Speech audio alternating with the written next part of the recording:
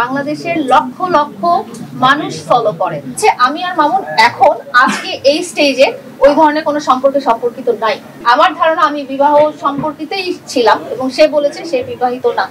আমার কথা হলো যে মামুন একজন বাংলাদেশের one of the most famous influencer, তাকে বাংলাদেশের লক্ষ লক্ষ মানুষ ফলো করে। তো মামুনের জীবনযাত্রায় যদি কোনো কিছু রং থাকে, যদি কোনো কিছু ভুল থাকে, তো তার ফ্যান ফলোয়াররা সেটা দেখে যেন শিক্ষা না নেয় যে আমরাও এই ভুল কাজটা করতে পারি এবং এই ভুল কাজটা বা এই অপরাধটা করলে যেটা কনসিকুয়েন্স কি হবে বা পরবর্তীতে কি ফেস করতে হবে সেটা কিন্তু মামুনকে দেখে তারা আজকে বুঝতে পেরেছে। তা আমি মামুনের ফ্যান ফলোয়ার বা আমার ফ্যান ফলোয়ার যারা আছে তাদেরকে বলবো যে আপনারা আমাদেরকে দেখে আপনারা আমাদের দুজনকে দেখে আপনারা শিক্ষা গ্রহণ করবেন যে ভুল স্টেপে কখনো পা বাড়াবেন। আচ্ছা একটু স্যার একটু প্লিজ একটু জানতে চাই, সেটা হচ্ছে আপনি বললেন আপনাদেরকে দেখে শিক্ষা নিতে। আসলে একজন মুসলিম মামলা একজন মুসলিম, আপনারা বিবাহ বহির্ভূত আপনারা একসাথে দেখেছেন এবং আপনি তাকে ধর্ষণ মামলা দিয়েছিলেন, এটা প্রুফ যে সে আপনার সাথে মেলামেশা করেছে বিয়ের আগে। এখন আপনারা আবার এক হচ্ছেন, আসলে আপনাদেরকে দেখে শিক্ষা কি এটাই নিবে সমাজ?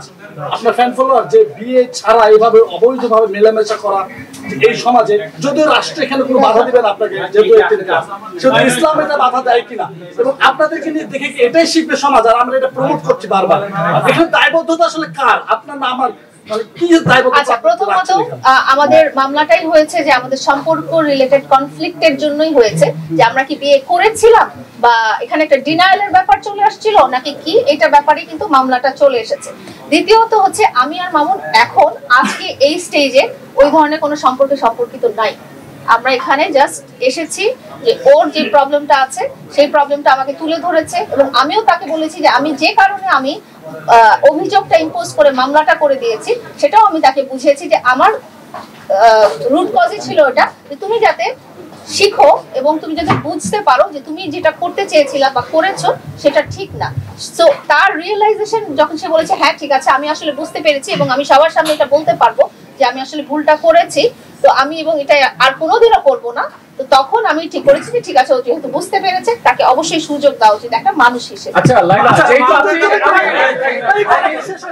মামুন তার ভুল বুঝতে পেরেছে, কিন্তু আপনি কি তার নিজের ভুল বুঝতে পেরেছেন যে আপনি বিবাহ বহির্ভূত মুসলিম কান্ট্রিতে এইভাবে অবৈধভাবে মেলামেশা করেছেন এবং সেটির জন্য মামলাও করেছেন? আপনি কি এটা ভুল স্বীকার করছেন? প্রথম কথা মুজাহিদ ভাই, প্রথম কথা মুজাহিদ ভাই, আমি বিবাহ বহির্ভূত সম্পর্কে ছিলাম কি ছিলাম না সেটা নিয়ে কিন্তু মামলাটা হয়েছে। আমার ধারণা আমি বিবাহ সম্পর্কিতই ছিলাম এবং সে বলেছে সে বিবাহিত না।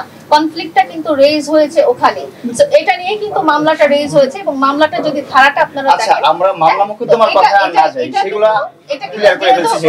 এখানে কনফ্লিক্ট রেজ হয়েছে দেখেই কিন্তু মামলা। আচ্ছা লাইলা